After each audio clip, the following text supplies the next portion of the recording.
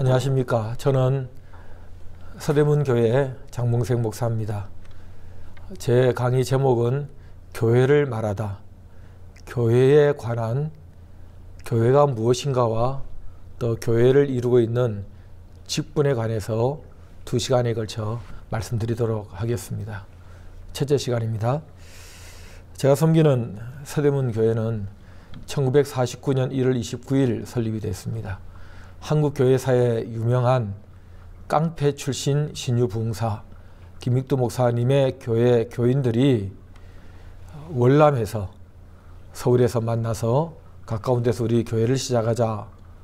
지금 서대문교회가 있는 바로 그 자리에서 73년 전에 시작이 됐습니다. 황해도 신천 지역이 기독교가 아주 융성했던 평양 중심권에 있는 교인들이 많은 지역이었는데, 그들이 월남해서 여러 교회들에 그냥 다니면 되게 하겠지만은 왜 우리가 교회를 하자 하는 교회 중심으로 그들의 피난 생활이 시작이 됐는가, 저는 이게 늘 궁금했습니다. 그들에게서 교회는 신앙생활의 중심이었고 교회 없이는 살아갈 수가 없는 그야말로 삶의 본질과 같았습니다. 바로 이 교회는 2000년이 됐습니다. 예수님께서 내가 음부의 근세가 이지 못하는 내 교회를 세우겠다. 베드로의 고백을 들으신 다음 이 반석 위에 바로 지옥의 권세, 흑암의 권세가 이기지 못하는 힘 있는 바로 교회를 세우겠다 하고 말씀을 하신 이후에 그의 몸으로 피 흘리시고, 그래서 그리스도의 몸된 교회가 복음서에 그리고 사도행전에 시작이 되고 2000년이 된 것입니다. 승천하신 후에 성령을 보내시고 그 성령께서 사람들에게 임하셨고, 그게 바로 사도행전의 시작인데, 그 사도행전을 우리는 교회의 시작이다, 오리지널 교회를 그 사도행전에서 볼 수 있다라고 말하죠. 교회가 무엇이냐라는 질문부터 시작해야 되겠습니다. 우리 개혁주의 신학, 개혁주의 신앙을 형성하는, 그리고 나아가 장로교회를 형성하는 여러 신앙 고백서들이 있습니다. 또 문답서도 있고요. 우리가 잘 아는 하이델베르크 문답도 있고, 신앙 고백서도 있고, 또 웨스트민스터 신앙 고백서도 있고, 돌토 신경도 있고, 무엇보다도 사도의 신경이 가장 앞장서고 가장 짧은 우리의 신앙 고백이긴 하지만은, 이런 모든 것들을 다 정리해서 우리 교단이 장로교 학습세례 문답지로 만든 작은 서책자가 있습니다. 거기에 교회가 무엇입니까? 라는 질문에 이 세례교육 문답서에 따르면 3가지로 답을 하거든요. 하나님의 백성들의 모임이다. 2번째, 그리스도의 몸이다. 3번째, 성령의 절이다. 하나님의 백성들의 모임이라고 얘기할 때는, 하나님의 백성들은 구약 개념 아닙니까? 구약의 하나님께서 아브라함을 택하시고 그 후손들을 통해서 한 민족을 이루시는데, 바로 사도행전에 의하면 광야 교회다. 그의 후손들이 광야 생활을 거쳐 가나안 땅에 이르게 되는 그 백성들을 보고 광야 교회라는 표현을 쓰거든요. 바로 하나님의 백성들, 지금도 왕이신 하나님을 모시고 우리가 그의 백성 되어서 다스림을 받고 경배하고 또 함께 신앙생활을 하다가 천국까지, 천국은 하나님의 백성들이 들어가는 곳이니까 하나님의 백성들의 모임이라는 표현을 썼습니다. 그냥 흩어져 있기만 한 것이 아니라, 그냥 존재만 하는 것이 아니라 같이 모여서 함께 예배하고 함께 신앙생활을 격려하고 함께 또 지상교회가 해야 될 일을 도모하는 바로 하나님의 백성들의 모임이 교회다. 2번째는 그리스도의 몸이다 그랬습니다. 존재적으로 그리스도께서 몸을 내어주셔서 이 땅에 만들어내는 것이 바로 교회라는 공동체이기 때문에 그리스도의 몸이다 라고도 말하지만은, 또 바울의 이 바울 신학에 따르면 바로 예수님께서 머리가 되시고 우리는 각 지체가 되어서 머리의 지시를 받아서 몸이 움직이는 것처럼, 또 머리가 존재함으로 몸이 가능한 것처럼, 이렇게 머리가 대표가 되는 것처럼 바로 그리스도를 우리의 대표로, 그리스도를 머리로 모신 이런 유기적인 이 공동체, 바로 교회다. 그렇게 신약적인 의미에서 얘기를 하고, 나아가서 성령의 전이라 했습니다. 개인적으로도 성령이 우리에게 오심으로 거듭나게 되고 고백하게 되고, 그래서 하나님의 자녀가 되는데, 그런 사람들, 같은 믿음, 같은 주님을 모시고 같이 성령께서 우리 중에 계심으로 우리가 함께 또 성령이 역사하시는 현장이 되고, 그런 점에서 바로 이 성령의 전이 교회다 하고 세 가지로 얘기했습니다. 하나님의 백성들의 모임, 그리스도의 몸, 성령의 전. 이 세 가지로 교회가 무엇이냐 하는 질문에 답을 하는 거죠.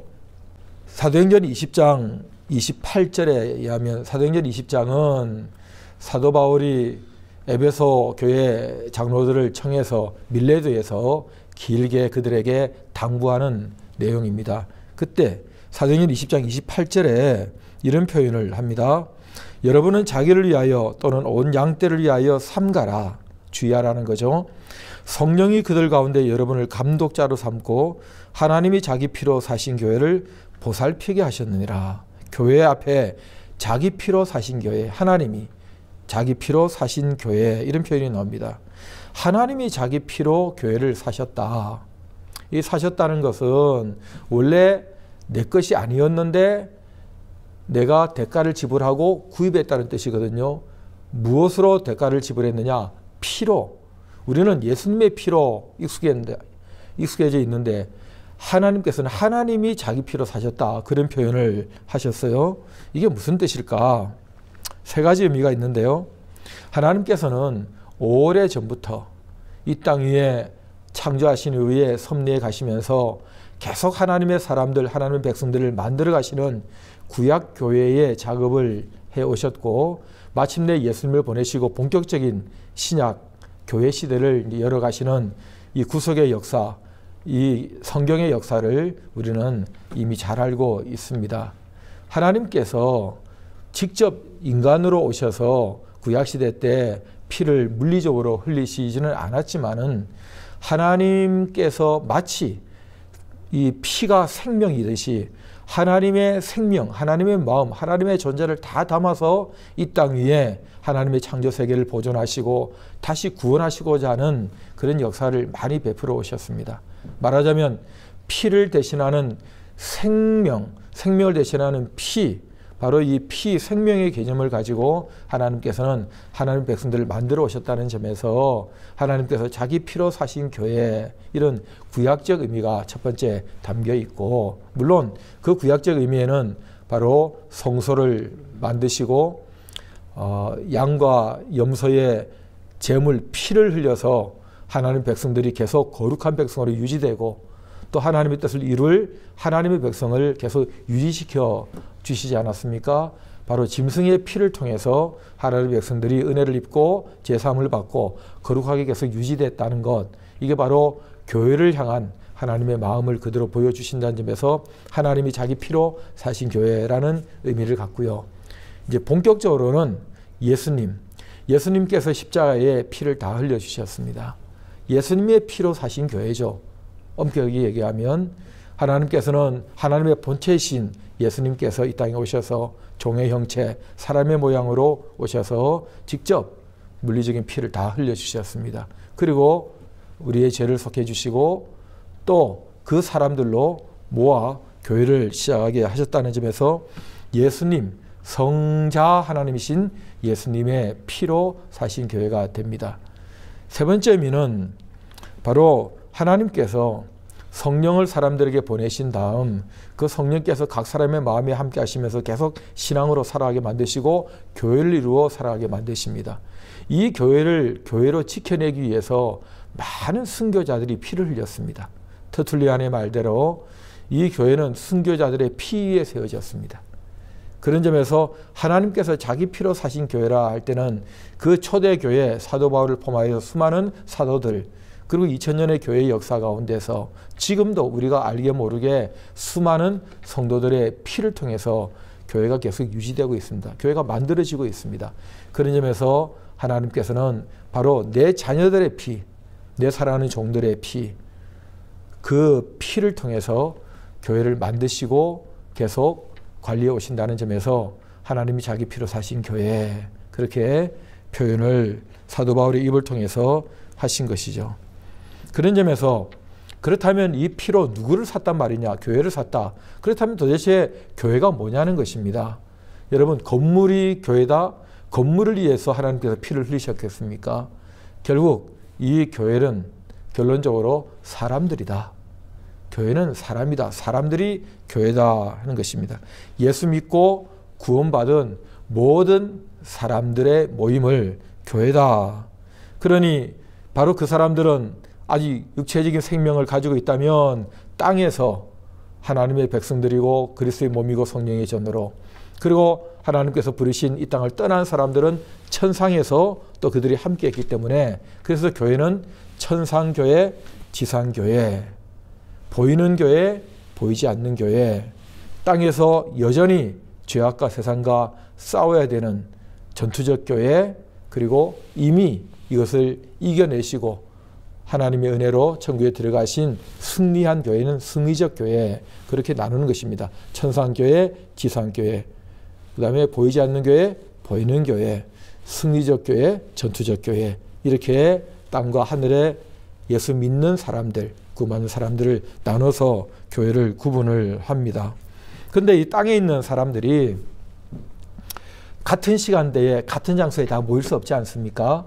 그러니 여러 가지 이유로 여러 가지 조건을 가지고 다른 시간대에, 또 지구가 둥글다 보니 시간대가 다 다르고 언어가 다르고, 또 같은 언어를 가진 같은 지역에서도 또 사람마다 다 자기 생각들이 다르고 여러 경향성이 있기 때문에 또 신학적인 이유도 있고 신앙적인 이유도 있고, 그래서 같은 장소에 같은 뜻을 가진 사람들이 모여서 지교회를 이루게 된 것입니다.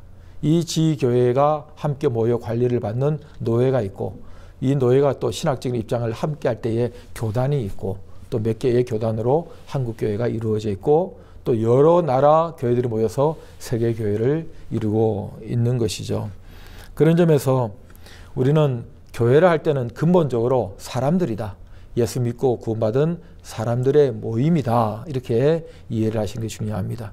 이 사람들이 모여서 예배를 드리려고 하니, 또 여러 활동들을 하려고 하니, 교제를 하려고 하니, 바로 이런 모두를 위한 시설이 필요한 것입니다. 그래서 건물이 필요하고 이런 여러 가지 장비들이 필요하게 된 것입니다. 무엇보다도 또 몇 사람이 모이면 질서가 있어야 되고, 이것은 또 그 모임의, 그 교회의 목적을 더 원활하고 더 생산적으로 가져가기 위해서는 뼈대와 같은, 사람 몸도 마찬가지 아닙니까? 움직이려면 뼈대가 지탱을 해줘야 되니까 뼈대와 같은 이제 직분이 존재하게 되는 것입니다. 조직이죠.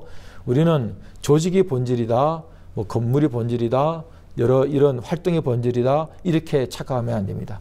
사람이 교회입니다. 사람들의 모임, 바로 교회란 사람들의 모임이다. 교회의 본질은 사람이다. 이것을 놓쳐서는 안 되겠습니다. 이걸 뒷받침해 주는 것이 고린도전서 1장 2절에 사도 바울이 고린도 교회 교인들에게 편지를 쓰면서 고린도에 있는 하나님의 교회, 곧 그리스도 예수 안에서 거룩하여지고 성도라 부르심을 받은 자들, 부르심 받은 사람들, 교회의 정의로 표현하죠.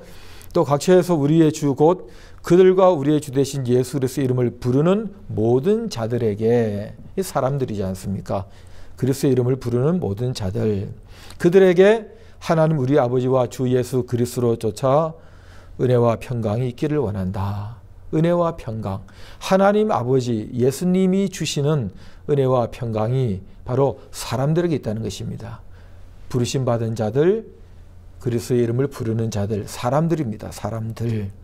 그래서 이 교회를 이루고 있는 이 교인들, 사람들, 이들에게 하나님께서 특별한 은혜와 또 특별한 평강을 주셔서 시작이 됐지만 계속해서 공급해 주시기를 원한다 하는 인사말을 사도 바울이 하게 된 것입니다. 그래서 우리는 이 교회를 존귀하게 여겨야 합니다. 당연하죠. 하나님이 존귀하신 분이십니다. 그 하나님께서 만드신 최고의 작품, 당신이 피로 사신 사람들이라는 점에서 당연히 이 사람들 교회가 존귀한 것입니다.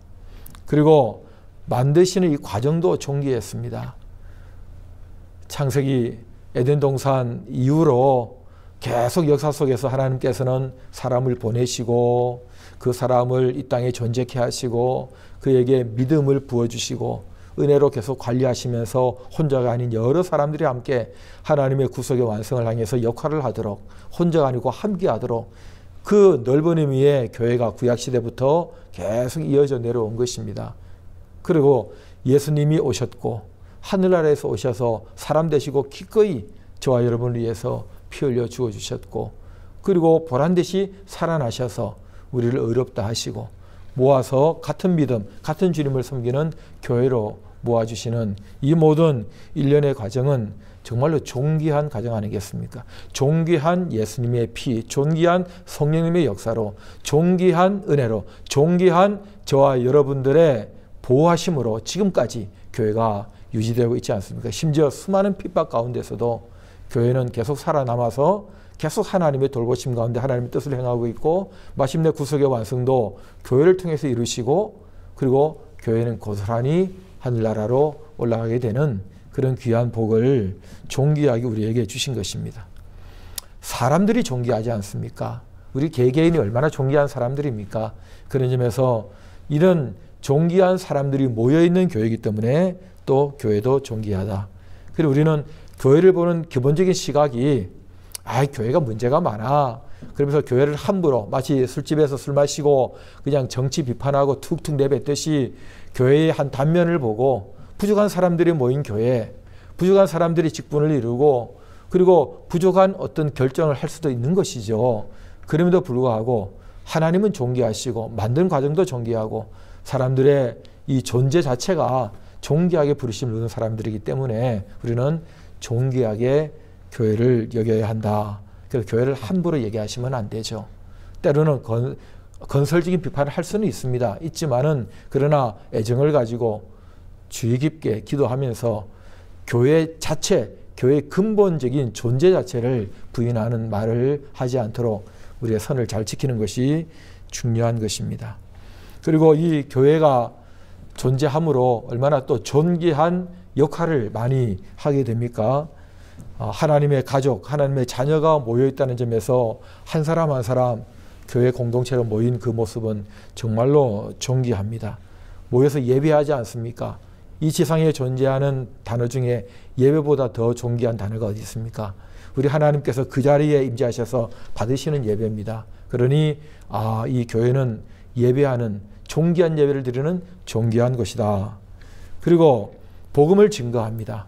여러분, 누가 복음을 전하겠습니까? 복음을 아는 사람이, 경험한 사람이, 복음으로 구원을 받은 사람이 복음을 전하지 않습니까? 바로 이 복음이 증거되는 것이 교회라는 것이고, 또 복음을 증거해야 될 사람들이 모여있고 그 사람들이 힘을 얻어서 또 흩어져서 삶의 자리에서 복음을 보여주고 전한다는 점에서 바로 이 세상에 존재하는 교회는 존귀한 공동체다. 그리고 여러분, 성령님의 역사, 우리가 모였을 때 가시적인 성령님의 역사를 많이 경험하지 않습니까? 사람이 변화되는 모습, 회개하는 모습, 그리고 놀라운 기적이 나타나는 그런 여러 가지 모습들은 그 교회로 모였을 때에, 그게 공예배든 아니면 뭐 기도회든 부흥회든 아니면 어떤 그 산하 단체 혹은 뭐 부속 모임이든 간에 상관없이 교회로 모였을 때 그런 일이 많이 일어나지 않습니까? 그런 점에서 성령의 역사가 지상에서 눈으로 볼 수 있는 가장 적확한 곳이 바로 이 교회라는 점에서 교회의 존재의 이유가, 역할이 바로 존귀하다는 것입니다. 그런 점에서 다시 한번 강조하는데, 교회를 존귀하게 말해야 한다. 교회를 존귀하게 바라봐야 한다. 교회를 존귀하게 품어야 한다. 그리고 교회를 존귀하게 대하는 섬김이 우리에게 필요합니다. 교회는 한 사람 한 사람에 대한 신중함이 그래서 우리에게 필요하다는 것입니다. 그렇다면 이제 우리가 좀 실제적으로 이런 교회 개념을 우리의 머릿속에 쫙 정리를 했다면, 그러면 우리가 뭐 세계 전체 모든 교회를 다 책임질 수 있는 것도 아니고, 교단을 책임질 수 있는 것도 아니고, 교단도 큰 교회고, 노예도 또 하나의 큰 공교회이긴 합니다만은, 당장 하나님께서 우리를 모아주신 지교회, 저희 서대문 교회 같이 이런 교회를 통해서 우리는 신앙생활을 하고 1차적으로 교회와 관련된 우리의 신앙을 펼쳐가야 되겠는데, 우리가 이 교회를 어떻게 대해야 될까? 어떻게 존경하게 대해야 될까? 세 가지를 오늘 적용 메시지로 함께 나누면서 이 강의를 이제 마무리해 가려고 합니다. 이 첫 번째, 교회를 어떻게 해야 되느냐? 잘 지켜야 합니다. 첫째, 교회를 잘 지켜야 된다. 여러분 따라하시죠. 교회를 잘 지켜야 한다. 교회를 잘 지켜야 한다. 물론 이 교회는 하나님의 교회입니다. 하나님이 자기 피로 사신 자기 소유된 하나님의 백성들의 모임이고 그리스도의 몸이고 성령의 전이기 때문에 하나님이 직접 지키십니다. 우리는 뭐 2000년의 교회 역사가 그것을 잘 말해줍니다. 저 중국에 문화혁명이 일어났을 때도 선교사들 다 쫓겨나가고 모든 그리스도인들이 핍박을 당하고 할 때 이 중국에서 교회는 끝났다 했습니다. 그러나 그때 오히려 더 거룩하고 순수한 교회가 더 흥황했습니다. 오히려 지금처럼 돈이 들어가고 자본의 논리가 들어가고 할 때에 교회가 부흥되지 못하고 주저앉고 무너지고 하는 경향이 생기지, 많은 핍박 가운데서도 하나님이 지켜주시니까 오히려 교회는 흥황했습니다. 이것은 2000년 교회 역사 가운데서도 초기에 200~300년 핍박을 받은 그때에 정말 교회가 확장되고 부흥되고 또 순수하고 거룩한 교회가 많이 일어났습니다. 오히려 제도권의 보호를 받는 로마 황제의 비호를 받는 그때가 교회의 타락의 시작이었다, 이렇게 말하는 역사학자가 있을 정도 아닙니까? 그런 점에서 하나님께서는 당신의 교회를 지키시는 건 틀림없습니다. 그러나 여러분, 우리는 뭐 예를 들어 국가가 우리를 지켜준다, 공권력이 우리를 지켜준다 그래서 우리가 가만히 있어도 되겠습니까? 결국 우리는 또 우리 스스로가 지켜야 되는 것입니다. 그런 점에서 우리의 교회는 우리가 잘 지켜야 된다 하는 것입니다. 노력해야죠. 찬송가 445장 태산을 넘어 홈극에 가도 빛 가운데로 걸어가면 하는 찬양이 있습니다. 여러분, 이 찬양을 저희 서대문 교회 교인들이 많이 부르고 저는 또 개인적으로 제가 좋아하는 몇 개의 찬송 중에 하나로 자주 부르곤 합니다. 이것은 저희 서대문 교회 역사와 관련이 있습니다. 1949년에 교회가 시작이 되어지고 교인들이 뭐 얼마 있지 않을 때긴 하지만은, 그리고 바로 다음해 1950년에 6.25 전쟁이 터졌습니다. 그러니 다 이제 친척집으로 저 남쪽으로 피난들을 가게 되는데 목사님이 피난을 안 가고 계시는 겁니다. 저희 교회 이제 일대 목사님이신데요. 아니, 주일 예배도 제대로 안 될 정도인데 목사님은 이제 곧 들이닥친 인민군의에서 어려움을 겪으실 수밖에 없는데, 그들은 교회, 예수 믿는 사람들 뭐 다 싫어했으니까. 근데 왜 목사님 피난을 안 가십니까? 하고 이제 직분자 몇 분이 걱정이 돼서 빨리 같이 떠나자 하는데, 갈 수가 없습니다. 전 교회를 지켜야 합니다. 아니, 목사님, 이거는 뭐 폭격에 의해서 무너질 수도 있고 또 교인들이 있어야지, 교인들이 교회라고 하지 않았습니까? 교인들이 다 이제 피난 가고 없는데, 교회가 없는데 여기서 무슨 교회를 지킨다고 말씀하십니까? 목사님께서 아니, 주일이든 수요일이든 새벽이든 밤이든 한 명이라도 우리 교회를 이루고 있는 교인이 기도하러 올 수 있지 않습니까? 예배드리러 올 수 있지 않습니까? 그럼 목사가 교회를 지키고 있어야 되는 거 아닙니까? 그게 교회를 지킨다는 뜻입니다. 그리고 안 가시는 거예요. 그래서 억지로 몇몇 교인들이 목사님 가족을 억지로 챙겨서 떠밀다시피 해서 요 가까운 서울 북쪽에 은신처를 마련하고 글로 이제 숨었다고 그래요. 그때 교인들이 마지막으로 불렀던 찬송이 태산을 넘어 험곡에 가도 빛 가운데로 걸어가면 주께서 항상 지키시기로 약속한 말씀 변치한, 하나님 약속 붙들고 어디를 가든 하나님이 우리와 함께 하시고 우리 교인들과 함께 해 주시옵소서. 그 기도를, 그 확신을 찬송에 담아서 불렀다는 거죠. 계속 피난 중에도 부르셨고, 그리고 바로 서울이 수복되자마자 예배를 드릴 수 있게 되자마자 가장 먼저 서울 시내에서 예배를 챙겨서 주일 예배를 드렸던 교회 중에 하나가 서대문 교회다. 그렇게 기록에 제가 확인을 한 적이 있습니다. 여러분, 바로 이런 마음, 우리 교인들 한 명 한 명, 또 신비한 이 존귀한 교회로 우리를 엮어주셨는데, 비록 우리가 여러 가지 이유로 몸이 흩어질 수 있지만 그래도 교회라는 이 본질은 여전히 우리가 지켜야 될 존귀한 교회다. 교회 지켜야 된다. 사실 이 교회가 얼마나 공격을 많이 받고 있습니까? 하나님을 직접 공격하지 못하니까 땅이 하나님의 자녀들을 공격합니다. 마치 조폭들이 어떤 사람을 헤아려 할 때에 협박합니다. 그 당사자를 어찌하지 못하면 가족들을 볼모로 협박하지 않습니까? 가족들을 해야겠다는 거죠.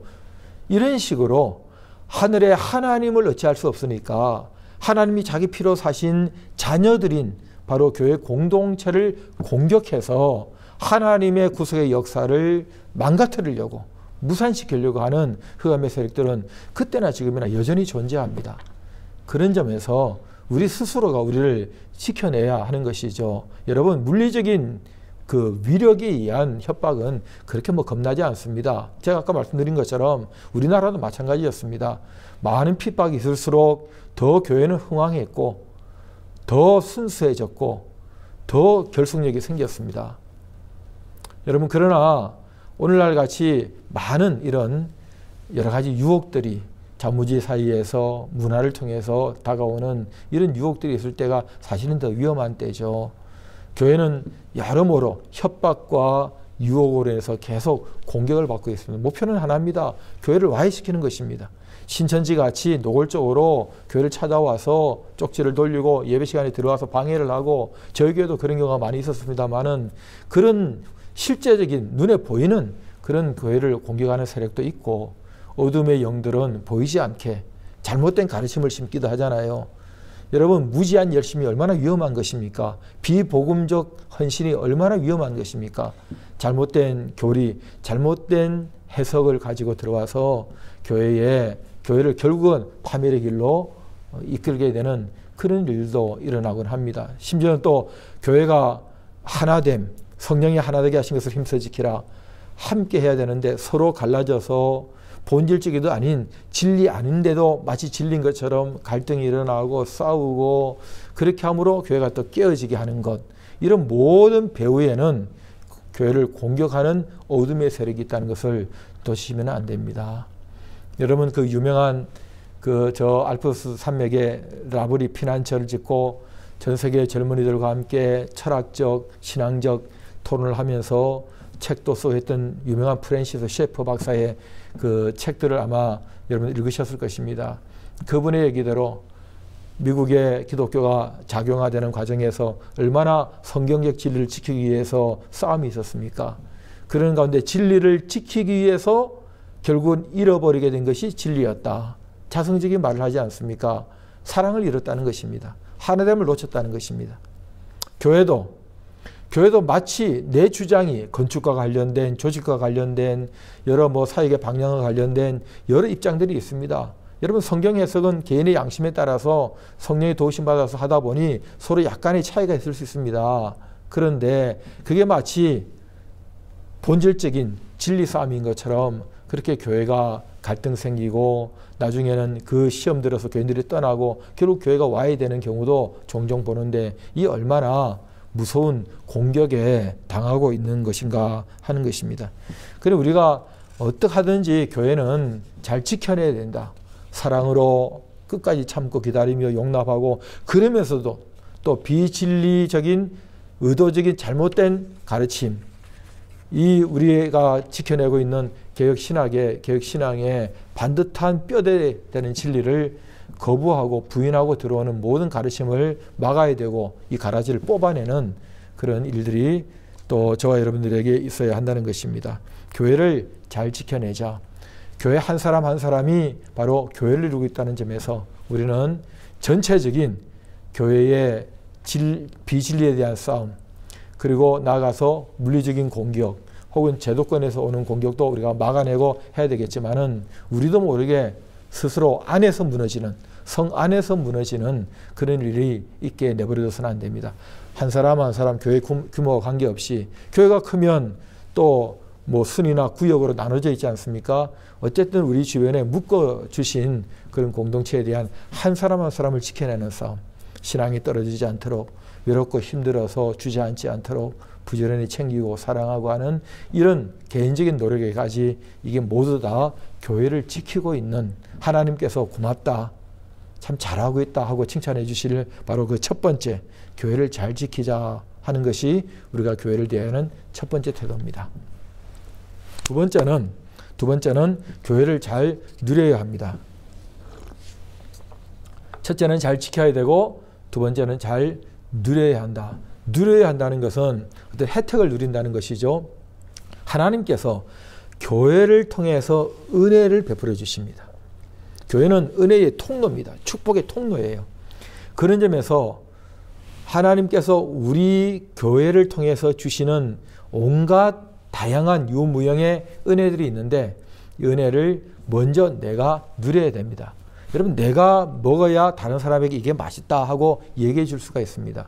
내가 받아야, 경험해야 사람들에게 소개하고 함께 나누자 할 수 있는 것입니다. 우리가 많이 들었던 얘기입니다. 공부해서 남주자, 돈 벌어서 남주자, 출세해서 남주자, 은혜 받아 남주자, 응답 받아 남주자. 결국은 우리 안에 이 물이 고이면서 이 충만함을 경험할 때에 다른 사람들에게도 이것이 정말 필요하고 하는 것을 우리는 실존적으로 느끼게 되는 겁니다. 그러니 하나님께서 주시는 놀라운 은혜들을 내가 먼저 누릴 수 있어야 됩니다. 이 누리는 것이 결국 다른 사람들을 위한 중요한 시작일 수도 있다는 점에서, 그런 점에서 하나님은 교회를 통해서 은혜를 주신다. 우리가 교회를 이루고 있는데 교회를 통해서 주시는 은혜를 누려야지. 걸림돌이 없게 만들어야지. 항상 교회를 향해서 열린 마음을 가지고. 이것이 가장 잘 표현되는 현장이 어디냐? 예배입니다. 여러분, 예배는 그래서 참 중요합니다.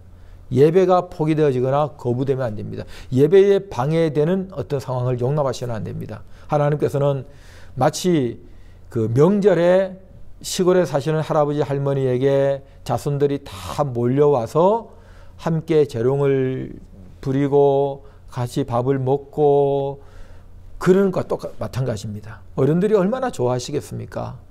내 피부지들이 이렇게 모여서 이게 내 살아가는 삶이고 내 지나온 역사의 열매들 아니겠습니까? 그때에 뭐 만들어놨던 여러 가지 반찬, 농사지었던 것도 내주고, 또 깊숙이 호주머니에서 용돈을 꺼내서 손주들에게 용돈도 나눠주시고, 왜? 기분이 좋으시니까 아낌없이 다 나눠주시거든요. 하나님도 마찬가지입니다. 하나님 자기 피로 사신 교회, 이 교인들이 정해진 시간에 한 장소에 모여서 하나님께 찬송을 드리고, 그리고 뜨겁게 기도하고, 하나님 없이는 내가 살 수 없다 그러고, 또 하나님께서 설교자를 통해서 말씀하실 때에 이 선포되는 캐리그마, 이 선포되는 설교 복음을 통해서 야 하고 하나님 말씀이다 라고 귀 기울여서 듣고 그대로 살겠다고 결심하고 이러는 모습은 정말 하나님께서 기뻐하시는 현장입니다. 은혜 안 주실 리가 없죠. 하나님 부어주십니다. 제가 농담으로 좀 이건 적합한 용어가 아닙니다만 속된 말로 말하면 이렇게까지 하나님을 기쁘시게 하려고 애쓰고 하나님 없이 살 수 없다 그러는데 하나님 은혜 안 주시면 하나님 인간이 아니시죠. 제가 농담으로 그렇게 말하기도 합니다. 여러분, 하나님이 뭐 인간 아니신 것은 틀림없으니까요. 하나님께서 그렇게 모여서 예배하는 것을 기뻐하십니다. 찾으십니다. 그리고 그 자리에 은혜를 베풀어 주십니다. 여러분, 그래서 우리는 사람을 통해서 은사가 이렇게 나타나는 기적을 많이 보기도 하지만은 모여있는 그 예배의 자리에서 어느 특정인의 손을 거치지 않고도 하나님께서 놀라운 기적을 많이 베푸십니다. 그런 경우가 참 많습니다. 저도 그런 경험이 참 많습니다. 예배드리는 현장에서 누가 뭐 안수기도 한 것도 아닌데 막 소아마비 다리가 뻗어 나오기도 하고, 어떤 뭐 맹인이 농인이 입을 열기도 하고 맹인이 눈을 뜨기도 하고, 이런 실제적인 치유의 역사도 많이 일어나고, 마음의 상처도 많이 치유가 되기도 하고, 인간관계에 얽혔던 모든 벽들이 무너지기도 하고, 놀라운 일들, 심지어는 이 사업에 하나님께서 아이디어를 주셔서 그래서 그 사업을 잘 꾸려가기도 하고 하는 놀라운 일들이 예배의 시간을 통해서 많이 일어나거든요. 하나님께서 주시는 것입니다. 그러니 예배 시작부터 그 시간까지 어느 순서에서 어떤 은혜가 우리에게 내려질지 모르니까 우리는 예배에 집중해야 됩니다. 예배를 섬기는 사람들도 마찬가지입니다. 내가 맡은 순서 어디에서 하나님께서 나를 통해서 그 일을 하실지 모른다는 마음으로 최선을 다해서 깨끗한 몸과 마음으로 하나님 앞에 섬겨 순서를 담당해야 하는 것입니다. 걸림돌이 내 자신에게 없도록, 은혜 받는 내 마음속에 없도록 예배가 충분히 준비되어야 됩니다. 뭐 예배 준비하는 그 스텝들뿐 아니라 예배에 참석하는 교인들도 토요일 저녁에 좀 일찍 주무시고 맑은 정신을 가지고 지각하지 말고 예배에 미리 와서 딱 자리 잡고 예배를 위해서 충분히 준비 기도를 하시고, 예배가 시작되면 하나님 앞에서 우리 중에 계신 성령께서 운행하시면서 어떤 은혜를 나에게 주실까 하고 늘 기다리는 열린 마음으로 하나님 앞에 그렇게 하는 것이 중요하다 하는 것입니다. 그러면 하나님께서 계속 그 자리에서 그런 은혜도 주시기도 하지만은 그 예배를 잘 드리는 모습을 보고 계시다가 기뻐하셔서 내 이후에 내 인생사에서도 주시고, 또 내가 떠난 이후라도 내 자손들, 내 후배들, 또 내가 머물렀던 그 자리, 혹은 내가 섬겼던 그 어떤 교회의 사역들, 또 이 교회가 흩어져서 또 흩어지는 교회로 직장과 학교와 가정에서 또 살아가지 않습니까? 그때도 그 은혜가 그대로 흘러 들어가는 일에 내가 한 줄기가 된다는 것입니다. 파이프의 하나가 된다는 것입니다. 기여한다는 것이죠. 그래서 내가 누림은 바로 나 한 사람의 누림으로 끝나는 게 아니라 이 누림의 물줄기가 쫙쫙 퍼져나간다는 것입니다. 강물이 흘러간다는 거예요. 은혜의 강물이 쭉 흐른다는 것이 시간을 통해서 이곳저곳에서 넘고 넘어서, 그런 점에서 우리는 하나님의 은혜가 교회를 통해서 부어지기 때문에 우리는 그 은혜를 기뻐 누리고 나눌 수 있어야 된다. 나에게 그렇다면 저 사람들에게도 마찬가지입니다. 모든 사람에게 동일한 하나님의 은혜 부어주심과 누림이 서로 이렇게 엮어져서 같이 강물처럼 흘러가면서 그 위에 우리의 인생의 배를 띄우고 같이 천국의 항구까지 가게 된다는 점에서 우리는 이 교회를 통한 은혜를 누리는 것이 중요하다. 마지막 세 번째, 교회 어떻게 해야 되느냐? 잘 키워야 합니다. 여러분, 교회 키운다는 것은 전도 많이 해가지고 교회 규모를 키운다라는 것 이상의 의미가 있습니다. 우리가 아이를 낳으면 그 아이에 대한 기대가 있습니다. 이 아이가 크다는 것은 육체적으로도 크지만 정신적으로도 크는 거 아닙니까? 그래서 제 역할을 가족들 간의 대사회적인 그 시대에 그 존재 자체가 모든 사람에게 축복이 되는 그런 인생이 되기를 기대하고 우리는 최선을 다해서 아이들을 양육하지 않습니까? 마찬가지로 하나님께서 교회를 만드셨을 때는 교회도 성장하기를 원하십니다. 그것은 더 많은 구원받는 사람들이 몰려와서 교회 규모가 커지는 것만을 말하는 것이 아니라 성숙을 말하는 것입니다. 여러분, 예수 믿는 사람들이 많이 있는데 성숙하지 못해서 욕을 먹고 비난을 받는다면 오히려 그 존재의 의미가 없어지는 것입니다. 그러나 한 사람 한 사람이 반듯하게, 그래서 함께 공동체를 이루어서 공동체의 수준도 함께 성숙된다면 보는 사람들은 교회의 모습을 보니까, 교인들을 보니까, 교회가 하는 활동들을 보면서 야, 정말 대단하다. 이 사회도 그렇게 됐으면 좋겠다. 나도 저 속에 함께 했으면 좋겠다. 그런 마음을 갖거든요. 그럴 때에 그들의 마음이 열리고, 그리고 사람들이 함께하고, 하나님께서는 그런 열린 마음에 복음을 담아주시고 성령의 역사로 날마다 구원받는 사람이 이제 더해지게 되는 것이죠. 교회가 성장한다는 것은 교회의 성숙도를 말하는 것입니다. 생각도 커지고 비전도 커지고 활동 방향도 점점 커지는 것입니다. 그러려면 각 사람이 자기의 역할을 잘 감당해야 합니다. 그렇게 하므로 그 각각의 그릇을 잘 만들어서 그 그릇 속에 담고 그러면 많은 그릇 속에, 깨끗한 그릇 속에 놀라운 역할들이 담기기 시작하면 그 전체가 양이 많아지고 또 혜택을 받는 사람들이 많아지는 것과 같은 것입니다. 저희 서대문 교회는 더 가족 서대문 교회 그럽니다.